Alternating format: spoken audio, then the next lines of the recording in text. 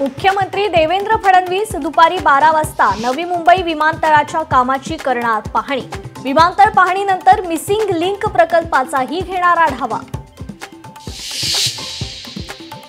आमदार निवासातील कॅन्टीन कर्मचाऱ्याला मारहाण प्रकरणी आमदार संजय गायकवाड यांच्या विरोधात गुन्हा दाखल। गायकवाडांसह आणखी एकावर अदखलपात्र गुन्हा।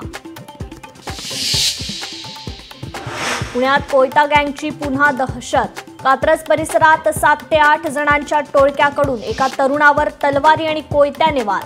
हल्ला झालेला तरुण ठाकरेंच्या शिवसेनेच्या पदाधिकाऱ्याचा भाऊ असल्याची माहिती। सावंतवाडीच्या प्रिया चव्हाण विवाहितेच्या आत्महत्या प्रकरणातील संशयित आरोपीला 15 जुलैपर्यंत अटकपूर्व जामीन। पुढील सुनावणी 15 जुलैला होणार।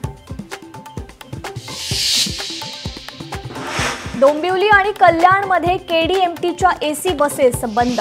नो विमा नो पासिंग कारणांनी एसी बसेस बंद। प्रवाशांना सहन करावा लागतोय रिक्षा चालकांच्या लुटमारीचा त्रास।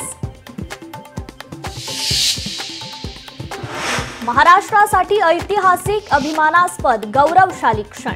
शिवरायांचे 12 किल्ले युनेस्कोच्या जागतिक वारसा यादीत। कोल्हापूरचा पन्हाळा किल्ला जगाच्या नकाशावर। युनेस्कोच्या जागतिक वारसा स्थळांच्या यादीत पन्हाळा किल्ल्याची नोंद।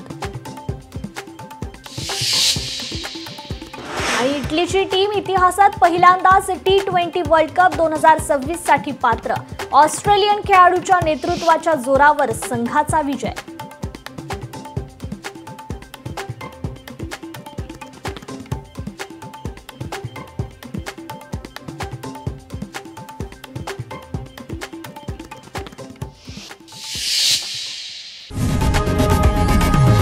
लोकशाही मराठी ऐका, पहा, जागरूक रहा।